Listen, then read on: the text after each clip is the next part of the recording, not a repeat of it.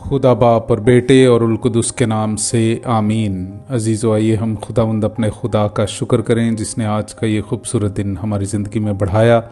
तो आइए अजीज़ो, हम आज के दिन का आगाज़ बाइबल मुक़द्दस की तलावतों से करें। आज की पहली तलावत हिकमत की किताब उसका 6 बाब 12वीं आयत से लेकर 16वीं आयत तक।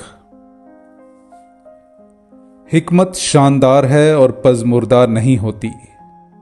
जो उसे अजीज़ जानते हैं वो सहूलत से उसे देखेंगे, और जो उसकी तलाश करते हैं वो उसे पा लेंगे।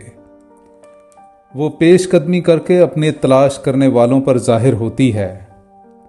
जो कोई सवेरे उसकी तलाश करे तकलीफ ना उठाएगा, क्योंकि उसे अपने दरवाजे के पास बैठी हुई पाएगा। बस उस पर गौर करना हिकमत की कमालियत है, और जो उसके लिए बेदार रहता है वो जल्द ही पुरअमन हो जाएगा, क्योंकि वो खुद उनकी तलाश में फिरती है जो उसके लायक हैं, और रस्तों में नवाजिश से अपने आप को उन्हें दिखाती है, और हर इरादे में उन्हें मिल पड़ती है। पाक कलाम का पढ़ा और सुना जाना हम सब के लिए बाइस बरकत हो। खुदा का शुक्र हो। मेरे अजीज़ों, आइए हम खुदावंद अपने खुदा की हम्द व तारीफ़ करें। मैं आपके सामने पढ़ूंगा ज़बूर नंबर 63 उसकी 2री आयत से लेकर 8वीं आयत तक।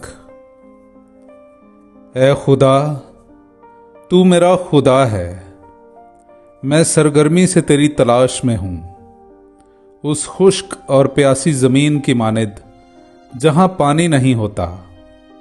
मेरी जान तेरी प्यासी और मेरा जिस्म तेरा मुश्ताक है।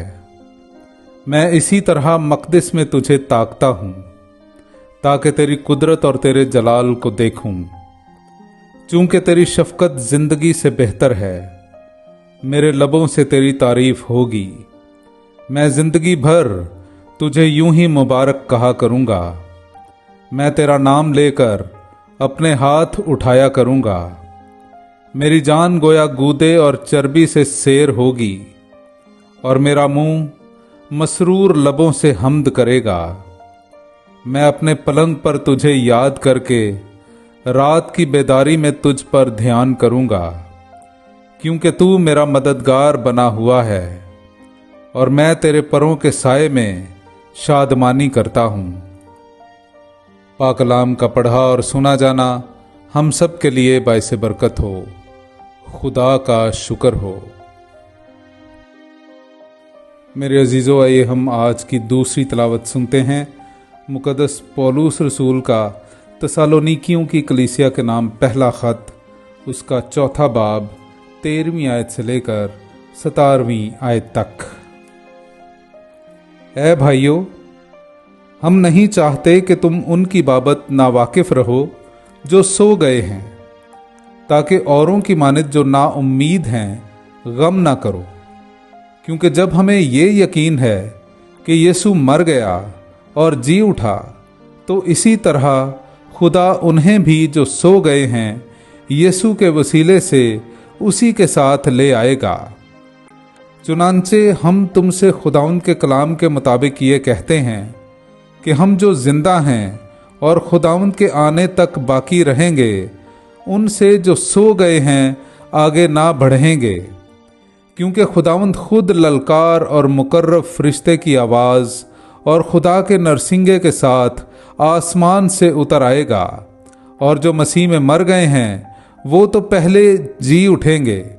इसके बाद हम जो जिंदा बाकी होंगे उनके साथ बादलों पर उठा लिए जाएंगे, ताकि हवा में खुदावंद का इस्तकबाल करें, और इसी तरह हम खुदावंद के साथ हमेशा रहेंगे।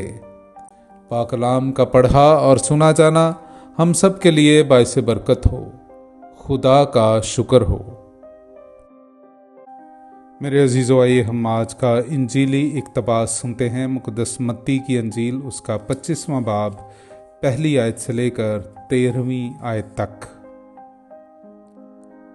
तब आसमान की बादशाही उन 10 कमवारियों की मानिद होगी जो अपनी मशालें लेकर दुल्हा के इस्तकबाल को निकली। उनमें 5 बेअक्ल और 5 अक्लमंद थीं। जो बेअकल थीं उन्होंने मशालें ले लीं पर तेल अपने साथ ना लिया, मगर अक्लमंदों ने अपनी मशालों के साथ अपनी कुपियों में तेल भी ले लिया। जब दुल्हा ने देर लगाई तो सब ऊँघने लगीं और सो गईं।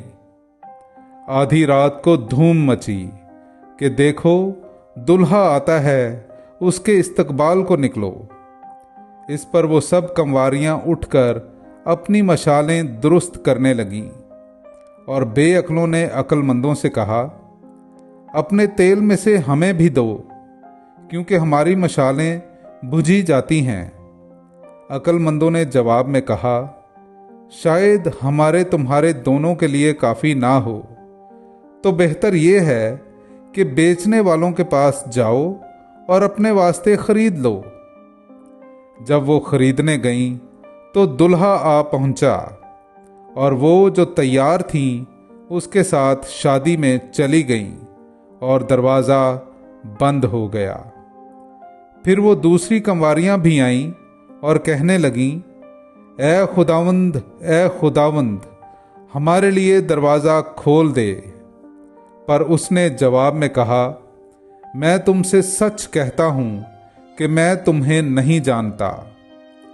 इसलिए जागते रहो, क्योंकि तुम ना उस दिन को जानते हो ना उस घड़ी को। पाक कलाम का पढ़ा और सुना जाना हम सब के लिए बाइसे बरकत हो। खुदा का शुक्र हो।